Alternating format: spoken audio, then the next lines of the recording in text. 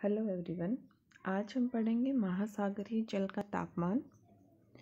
सामान्यतः महासागरीय जल का तापमान -5 डिग्री सेल्सियस से 33 डिग्री सेल्सियस तक होता है।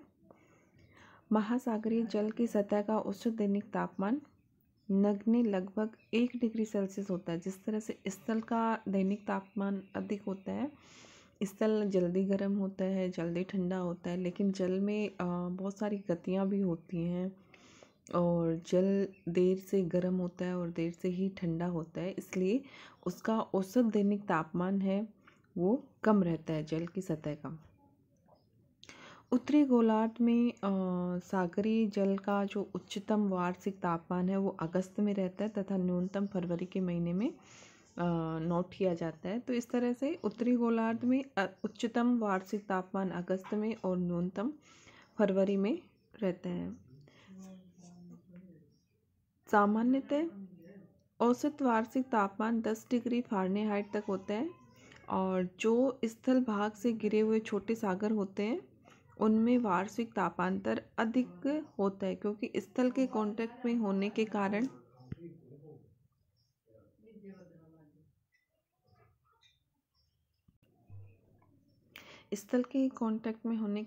स्थल भाग में जब गर्मियों में स्थल भाग गर्म होता है तो सागर का तापमान बढ़ जाता है। सर्दियों में जब स्थल भाग ठंडा होता है तो उसके कारण जो छोटे सागर होते हैं और स्थल खंड से घिरे होते हैं उनका तापमान कम हो जाता है। तो इस तरह से जो स्थल से घिरे हुए छोटे सागर होते हैं उनमें वार्षिक तापांतर अधिक होता है। आकार में छोटा होने के कारण अटलांटिक महासागर में प्रशांत महासागर की अपेक्षा अधिक तापांतर पाया जाता है। यानी कि अटलांटिक महासागर छोटा है, प्रशांत महासागर बड़ा है, तो प्रशांत महासागर में हवा के कारण या नीचे से पानी के ऊपर आने के कारण या फिर बड़ा एरिया है तो इसके कारण अटलांटिक महासागर में अधिक तापांतर मिलता है, जबकि प्रशांत महासागर में कम तापांतर होता है। तापांतर यानी ताप का अंतर, अधिकतम उच्चतम और न्यूनतम का जो अंतर होगा उसको तापांतर कहते हैं।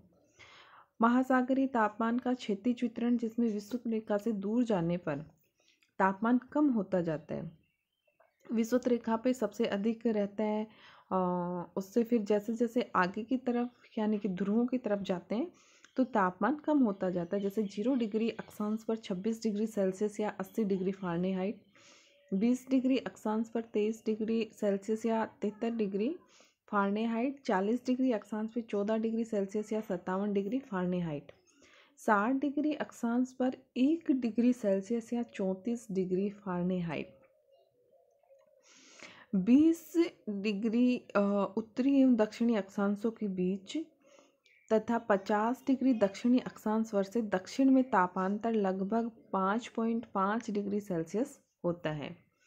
जो तापांतर है उसकी सर्वाधिक मात्रा उत्तरी पश्चिमी जो अटलांटिक में न्यू फाउंडलैंड के समीप तथा उत्तरी पश्चिमी प्रशांत महासागर में व्लादिवोस्टोक के समीप 25 डिग्री सेल्सियस और जो न्यू फाउंडलैंड है उसके पास 20 डिग्री सेल्सियस होता है।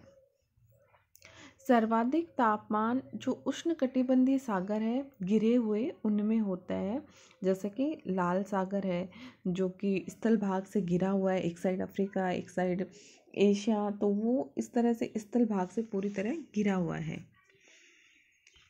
महासागरों के जो तापमान है उस पर व्यापारिक पवनों का प्रभाव पड़ता है या पछुआ पवनें उनका भी प्रभाव पड़ता है। उष्णकटिबंधीय में चलने वाली जो व्यापारिक पवनें हैं उनके प्रभाव के कारण महासागरों के पश्चिमी भाग पूर्वी भाग की अपेक्षा अधिक गर्म रहते हैं, क्योंकि वो हवा पश्चिम की तरफ चलती है तो इसलिए पूर्वी भाग से वो जल को अपने साथ लेती है और पश्चिमी भाग में इकट्ठा कर देती है। इसलिए जो महासागर जल का ऊपरी पानी है, गर्म पानी, वो पश्चिमी भाग में इकट्ठा हो जाता है। इस कारण से पश्चिमी भाग अधिक गर्म रहते हैं। शीतोष्ण कटिबंधों में पछुआ पवन के कारण पूर्वी भाग पश्चिमी भाग की अपेक्षा अधिक गर्म रहता है। वही सेम रीजन इसमें कि पछुआ पवनें पूर्वी भाग की तरफ चलती हैं तो इसलिए पश्चिम भाग में कम तापमान होता है और जो पूर्वी भाग है उसमें अधिक तापमान या अधिक गर्म रहते हैं। प्रचलित वायु के प्रभाव से सतह का जल विस्थापित हो जाता है। जब सतह का जल चला जाता है तो नीचे से ठंडा जल ऊपर आता है, इस कारण से तापमान क्या हो जाता है, कम हो जाता है। स्थलखंड की अधिकता के कारण उत्तरी गोलार्ध में अधिक तापमान पाया जाता है और जो उत्तरी गोलार्ध का औसत वार्षिक तापमान है वो 67 डिग्री फ़ारेनहाइट और जो दक्षिणी गोलार्ध है उसका 61 डिग्री फ़ारेनहाइट होता है। महासागरीय तापमान का लंबवत वितरण, तो गहराई बढ़ने के साथ साथ तापमान घटता है, परंतु ध्रुवीय भाग में तापमान का व्युत्क्रम होता है, यानी कि वहाँ पर गहराई बढ़ने के साथ साथ पहले तापमान बढ़ता है और फिर घटता है। और यहाँ जो ध्रुवीय क्षेत्र हैं, यहाँ अधिकतम तापमान सतह से कुछ गहराई पे होता है, परंतु जो 400 मीटर से नीचे जाने पर तापमान पुनः गिरने लगता है। 100 मीटर की 100 मीटर की जो गहराई है, तापमान धीरे धीरे गिरता है, परंतु इसके पश्चात तापमान बड़ी तीव्र गति से गिरता है। तो इस तरह से महासागरीय सतह का तापमान भूमध्य रेखा से ध्रुवों की ओर कम होता जाता है, परंतु जो सागर नितल का तापमान है वो भूमध्य रेखा से लेकर ध्रुवों की तरफ एक समान रहता है। इस प्रकार भूमध्य रेखा पर गहराई के साथ तापमान में गिरावट तीव्र गति से होती है, जबकि ध्रुव होते हैं उनमें जो तापमान है उनके घटने की दर कम होती है। नेक्स्ट टॉपिक है लवणता। तो सागरीय जल में जो घुले हुए पदार्थ है उनके भार और सागरीय जल के भार का जो अनुपात होता है उसको लवणता कहते हैं, सागरीय लवणता। और इसे ग्राम या ग्राम प्रति हजार ग्राम। अब देखो ये जो सिंबल है इसका, आप इसको परसेंटेज नहीं कह सकते, ये ग्राम प्रति हजार या प्रति हजार ग्राम, यानी कि 1000 ग्राम जल में कितना लवण है उसका जो अनुपात है उसको सागरीय लवणता कहते हैं। जैसे सामान्यतः 1000 ग्राम जल में जितना ग्राम घुला हुआ लवण पाया जाता है उसे समुद्री जल की लवणता कहा जाता है। चैलेंजर अभियान जो 1884 में हुआ था उसमें डिटमर ने ये पता लगाया था कि सागरीय जो जल है उसमें 47 प्रकार के लवण घुले हुए। इनमें कुछ इम्पोर्टेंट है जैसे कि सोडियम क्लोराइड, ये सबसे ज़्यादा मिलता है। फिर magnesium chloride, magnesium sulphate, calcium sulphate, potassium sulphate, calcium carbonate, ये कुछ इम्पोर्टेंट लवण है। सागरीय जो लवण है उसके स्रोत क्या क्या हैं, तो एक तो सागरीय जो क्रस्ट में सागरीय जल एवं स्थलखंड में जब वर्षा होती है और उसकी घुलन क्रिया के फलस्वरूप जल की जो लवण है उसकी प्राप्ति होती है। दूसरा नदियाँ एवं पवन। सागरीय जल में लवण मुख्यतः स्थलीय भाग से ही पहुँचता है, तो ये दोनों सागरीय लवण के स्रोत हैं।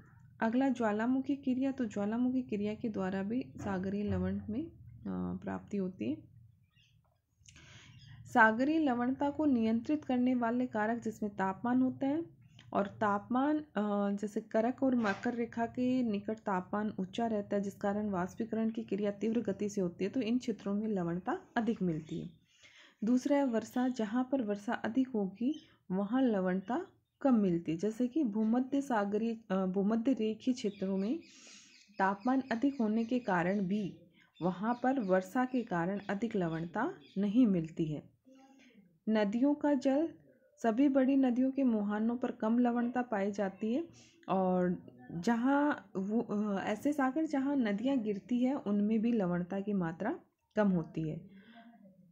वायुदाब एवं पवन। पवनी लवण के पुनर्वितरण में योगदान देते हैं। जब पवन अपने साथ खारे जल को दूसरे स्थान पर पहुंचा देते हैं तो लवणता बढ़ जाती है, परंतु जहाँ से जल हटता है वहाँ उस स्थान में पूर्ति करने के लिए नीचे से जल ऊपर आता है तो वहाँ लवणता कम हो जाती है। इसलिए वायुदाब और पवनी भी सागरीय लवणता को प्रभावित करती है, नियंत्रित करती है। सागरीय जल की गतियाँ। उत्तरी अटलांटिक प्रवाह के कारण उत्तर सागर और नॉर्वेजियन सागर में लवण की मात्रा बढ़ जाती है, तो सागर जल की जो गतियाँ होती हैं वो भी इसको नियंत्रित करती हैं। लवणता का वितरण। तो देखो इसको दो तरह से वितरण को हम समझते हैं, एक क्षैतिज वितरण, एक लंबवत वितरण। क्षैतिज वितरण में हम दो लेते हैं। महासागरों में लवणता का वितरण। तो महासागरों की जो औसत लवणता है वो 34.75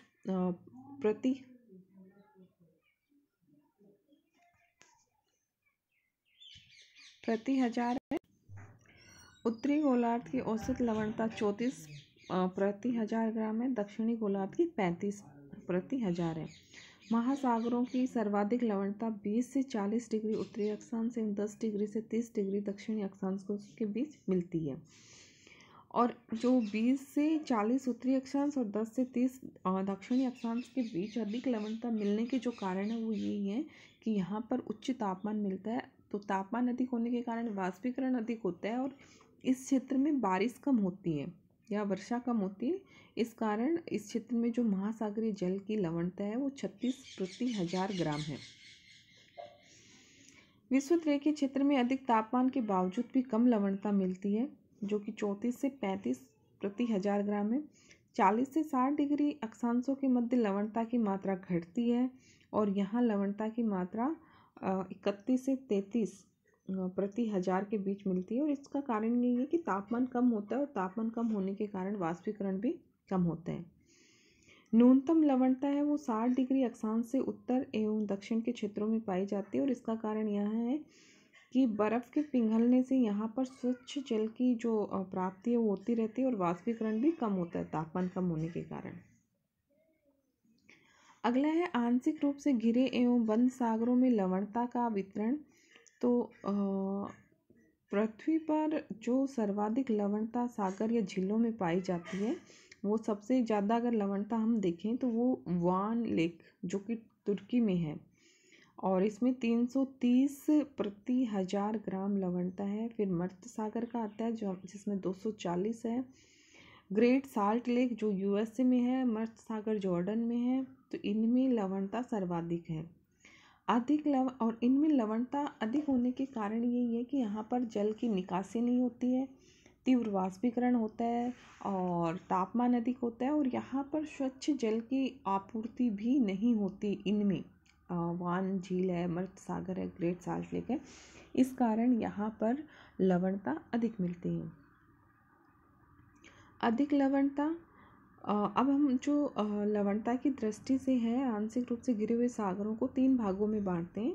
पहला आता है अधिक लवणता। तो लवणता की मात्रा जब 35 से अधिक होती है तो उसको हम अधिक लवणता के अंतर्गत शामिल करते हैं। जैसे लाल सागर है, भूमध्य सागर है, फारस की खाड़ी है, कैरेबियन सागर है, बांस जलडमरू मध्य है। फिर मध्यम में हम उन सागरों को रखते हैं जिनमें लवणता की मात्रा 20 से 35 के बीच होती है। इसमें आर्कटिक सागर, बेरिंग सागर, जापान सागर, चीन सागर, अंडमान सागर, उत्तरी सागर, ये सभी मध्य लवणता वाले हैं। न्यूनतम लवणता जिसमें 20 प्रति 1000 ग्राम से भी कम लवणता मिलती है उसको इसके अंतर्गत शामिल करते हैं और इसमें आते हैं बाल्टिक सागर, हडसन की खाड़ी, काला सागर। लंबवत वितरण। तो महासागरों का जो लंबवत वितरण है लवणता का उसमें काफ़ी अनियमितता पाई जाती है। कहीं पर तो गहराई के साथ लवणता घटती जाती है और कहीं बढ़ती है, लेकिन अब हम अधिकांश क्षेत्रों में देखते हैं तो गहराई पर लवणता की मात्रा बढ़ती है। उच्च अक्षांशों में गहराई बढ़ने पर लवणता बढ़ती है। मध्य अक्षांशों में लवणता 200 फैदम की गहराई तक बढ़ती है और उसके बाद गहराई के साथ घटने लगती है, यानी कि इसमें अनियमितता मिलती है। तो इस तरह से हमने तापमान पढ़ा और लवणता। तो लवणता में उससे काफ़ी क्वेश्चन आते हैं, जैसे कि महासागरों में सर्वाधिक मिलने वाले 4 लवणों के नाम लिखिए या सर्वाधिक लवणता कितने अक्षांशों पे मिलती है, लवणता को नियंत्रित करने वाले कारक कौन से हैं, सर्वाधिक लवणता सागर या झील कौन सी है सर्वाधिक जिसमें लवणता मिलती है, और लंबवत वितरण, क्षैतिज वितरण, ये सभी क्वेश्चन इम्पोर्टेंट है।